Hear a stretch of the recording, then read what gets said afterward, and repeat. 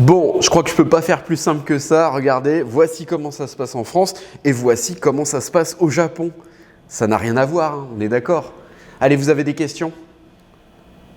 Ah, vous avez rien compris à ce que je viens de dire? Oui, je sais. Mais c'est normal, c'est le début de la vidéo. Donc si vous voulez comprendre ces lettres, à quoi ça correspond, ces flèches, à quoi ça correspond, eh bien regardez bien la vidéo puisque je vais vous parler, vous expliquer un petit peu les différences entre le Japon et la France au niveau des relations humaines, des relations sociales, particulièrement lorsqu'il y a des conflits, des petits problèmes entre différents individus. Allez, c'est parti, je vous explique tout ça juste après le générique.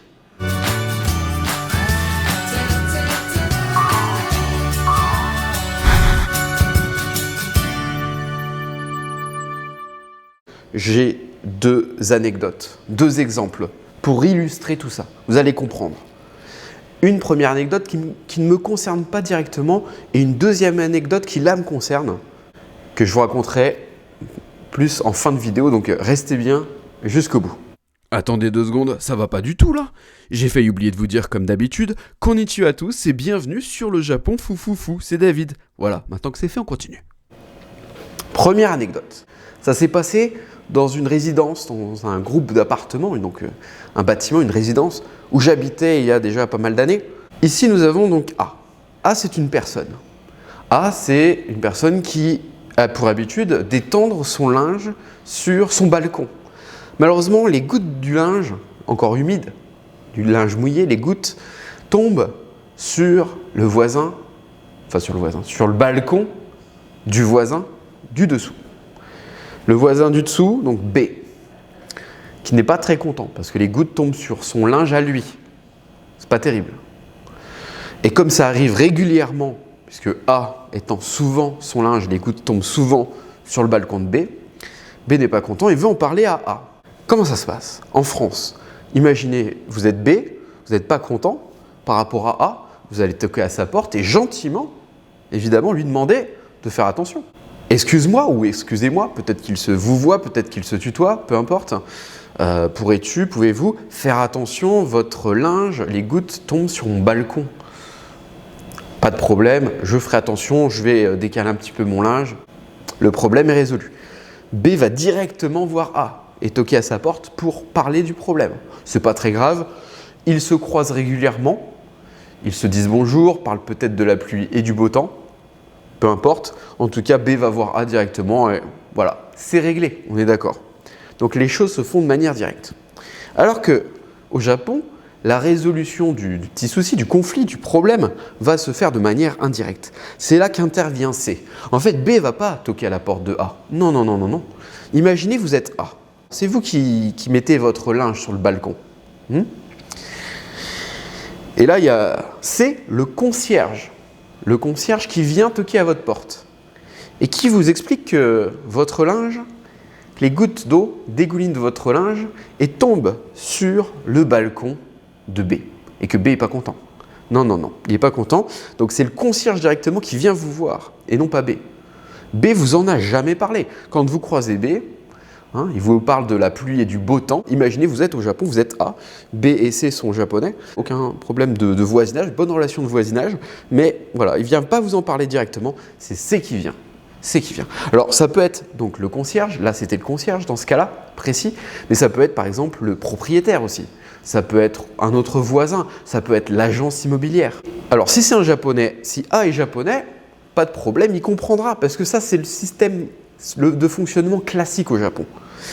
Les choses ne se font pas directement. La résolution des conflits, des problèmes ne se fait souvent pas. En tout cas, là je schématise évidemment, mais c'est souvent comme ça que ça se passe, souvent indirect. A ne va pas trouver ça bizarre s'il est japonais, il le sait, il va trouver ça normal que B ne vienne pas le voir directement, que ça passe par C.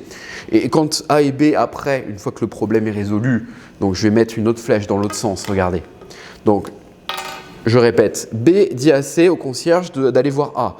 Donc C va voir A dit au concierge, pas de problème, je fais des efforts, je vais faire attention. C va dire à B que, effectivement, il va faire des efforts, il va s'arrêter. Voilà, le problème est résolu. A et B n'en ont jamais parlé, finalement. Vont continuer, quand ils se voient, à se dire bonjour, sans parler une seule fois, citer cette histoire. Voilà. Parce que B, en fait, qu'est-ce qu'il voulait? Pourquoi est-ce qu'il est passé par C? Est-ce que B, et c'est ce que pourrait se penser A, si vous êtes A, et français au Japon, et que vous êtes A, qu'est-ce que vous allez vous dire? B, il est un peu hypocrite. Il est pas un peu hypocrite, B? Pourquoi il ne vient pas me voir directement? Il pourrait me dire les choses avec franchise.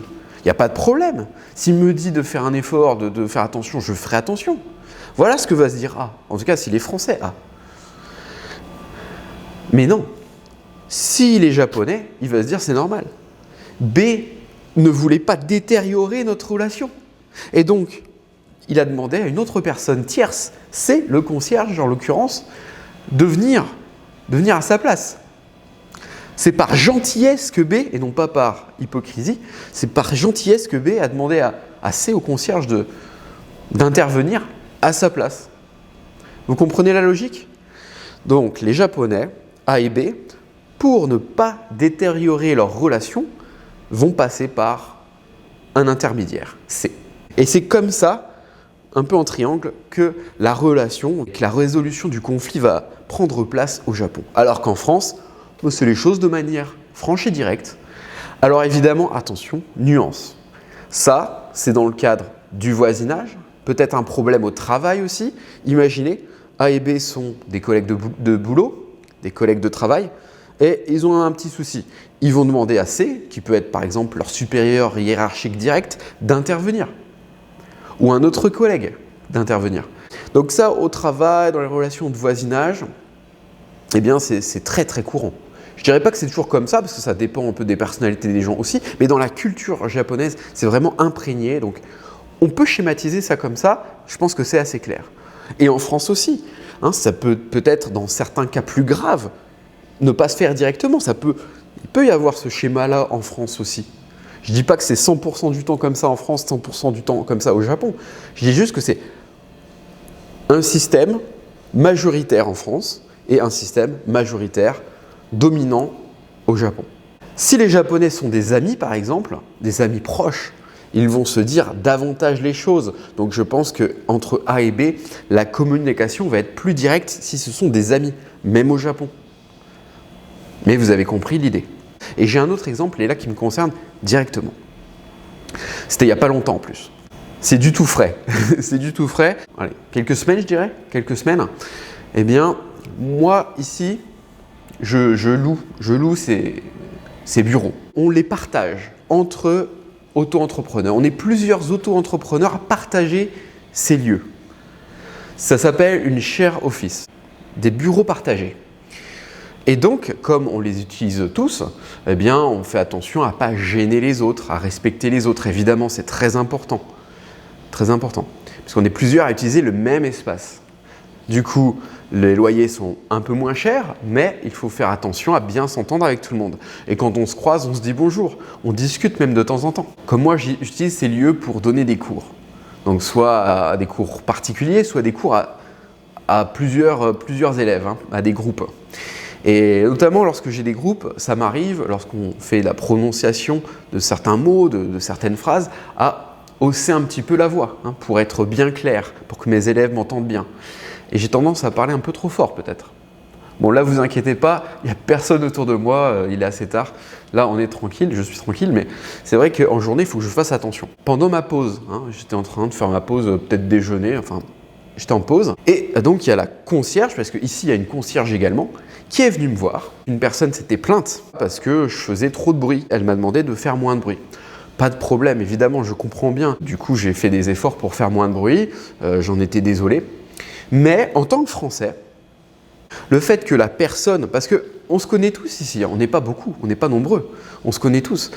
Pourquoi est-ce que B n'est pas venu me voir directement, moi, A, pour parler de ce problème-là? Si on m'avait dit, tu peux pas faire un petit peu moins de bruit, s'il te plaît, gentiment, pas de problème, évidemment. Alors que là, ça s'est fait de manière indirecte, par l'intermédiaire de la concierge.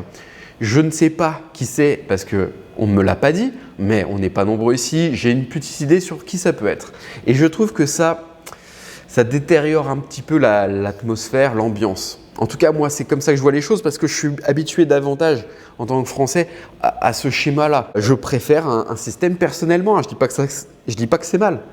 Je ne suis pas en train de dire que ça c'est bien, ça c'est pas bien. Non, non, non. Chaque système a ses qualités et ses défauts. Mais moi, j'aurais préféré un système un peu plus direct dans un cas comme ça, où c'est pas grand-chose, parce que faire un peu moins de bruit, il n'y a pas de problème. J'aurais préféré que la personne me le dise directement. Vous comprenez? Surtout que j'ai ma petite idée sur qui ça peut être et je me dis, bon, bah, quand on se croise, on va se dire bonjour, on va se saluer, mais fallait me le dire directement. Moi, je vois les choses comme ça. Mais attention, est-ce que B est hypocrite? Non, pas du tout. Dans les deux exemples que je vous ai donnés ou dans d'autres exemples, puisque ça peut être le cas dans la vie courante, dans plein de domaines différents. Est-ce que B est hypocrite? Non. B pense justement préserver la relation qu'il a avec A en passant par une autre personne. Donc ce n'est pas de l'hypocrisie du tout. Il réagit tout simplement selon les codes qu'il a appris, qu'on lui a enseigné depuis qu'il est tout petit. Puisqu'au Japon, c'est comme ça que ça fonctionne. D'ailleurs, tout ce que je suis en train de vous raconter, ça a un lien avec le Ronne Tatemae. Vous vous souvenez, je vous en ai déjà parlé dans d'autres vidéos. Ronne, c'est ce que l'on pense vraiment, c'est ce que le japonais pense vraiment. Et Tatemae, c'est l'apparence, c'est la façade. C'est ce qu'il laisse paraître. Il va passer par C pour exprimer ce qu'il pense vraiment, mais dans sa relation directe avec A, il garde le tatemae, cette apparence. Alors qu'un système plus direct où on va se plaindre directement, ça peut gêner certains Japonais, ça peut être blessant. Donc chaque système a ses avantages et ses inconvénients. Ça peut être blessant aussi. En fait, ça dépend de quelle logique on a, de comment on voit les choses. Donc là, tout de suite, question. Quel système préférez-vous? Moi, personnellement, je préfère celui-ci. Mais je comprends tout à fait que certaines personnes préfèrent un système plus indirect. Alors, dites-moi en commentaire, vous préférez un système direct de résolution des conflits ou un système indirect, comme au Japon? Dites-le moi. Là, moi, je vois un petit défaut quand même, c'est que des fois, B va dire quelque chose à C qui va être mal interprété ou un peu déformé. Et ça peut envenimer les choses, ça peut créer des quiproquos, il peut y avoir des incompréhensions. Aucun système n'est parfait, c'est juste différent. Lequel préférez-vous? Voilà, j'espère que c'est bien clair tout ce que je vous ai raconté dans cette vidéo. Si vous avez des questions ou des réactions, n'hésitez pas en commentaire, faites-le moi savoir. Je compte sur vous pour les pouces et les partages sur les réseaux sociaux. Abonnez-vous à la chaîne dès maintenant si ce n'est pas encore fait pour plus de vidéos comme celle-ci sur le quotidien au Japon, la vie au Japon. Sur ce, je vous dis le mot de la fin. Comme d'habitude, matane!